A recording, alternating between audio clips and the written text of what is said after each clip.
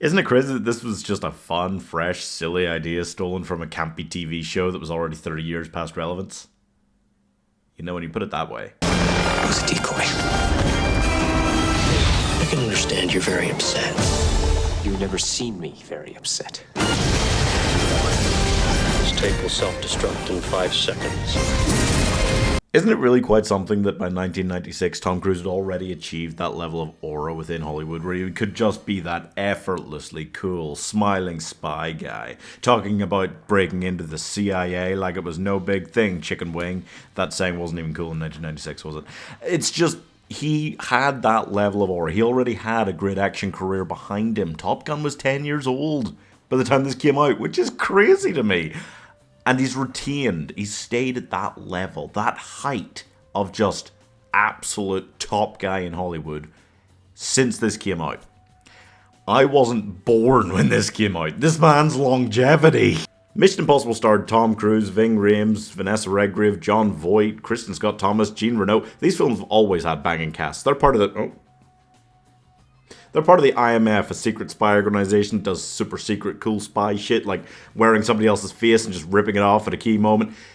You know, they still use that in the later films as like a bit of a like gag thing, you know, but it really happened a lot in the first couple. Like it was all over the place. Anyway, and they basically are doing a cool mission during the credits to show you how cool they are, and then they've got to break into the embassy? What is that place they break into? It doesn't matter. They've got to go to Prague and do a thing, and then the mission goes wrong, and Tom Cruise is immediately put on the IMF's hit list, like he would then be in pretty much every film in the franchise, yeah. It feels weird to say, but like it feels like a prequel to watch it back now. If the franchise had started with Ghost Protocol and they then later wanted to go back and make like a prequel film about a young Ethan Hunt, this feels like exactly what that would be. You know, he's this brash, cocky young agent, and his team gets like completely wiped out, and then he kind of has to take on the mantle, and he goes renegade for the first ever time. You know, he's done it like 100 times by now, and it feels like a more grounded version of the kind of story you would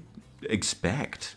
Mission Impossible, as much as it's still kind of very spy stuff, it's so ungrounded now. It's so lunatic mode now that going back and seeing when it was just a more, not plausible, but a more plausible spy thriller is nuts. It's so weird, but it is so fun. And it is such a unique... I love action films that feel defined by their set pieces. They're not just boom, boom, boom, boom, jumping around for the sake of jumping around. Like, it cares about each set piece and each location it goes to, you know? And it very much feels like, almost like the prototype for like a modern action film, one of these globe-trotting action films, because it literally, first act, Prague, everything goes wrong. He goes rogue. Second act, CIA break-in. Also, phenomenal just sequence. The most memorable sequence for this by far. And that's kind of the middle of the film where things would normally slow down a bit in other films like this. And then third act, train. Boom, boom, boom. It doesn't stop. It's not a short film, but for Mission Impossible, it's fairly short. It's the shortest in the franchise, I think. It's about an hour 50, maybe?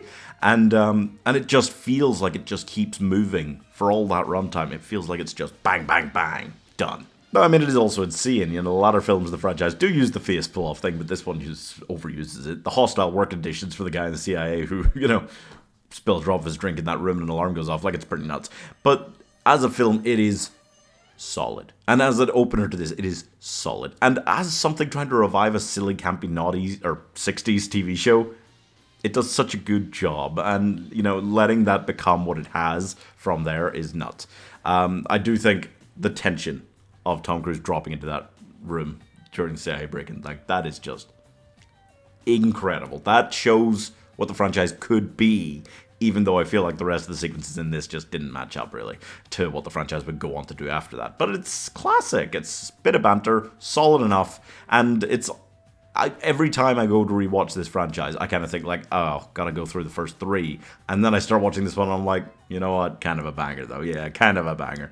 So I'm giving the only one that actually uses visual effects 3.5 stars. I fully believe that they actually did the whole of the Dead Reckoning finale on a train just so that Tom Cruise could essentially remake the train sequence from this one, but with him getting to do more stunts, because the visual effects look kind of weird in this. That is what lets it down definitely a little bit. I mean, that man would actually just fly a helicopter attached to a train into a tunnel himself if he could.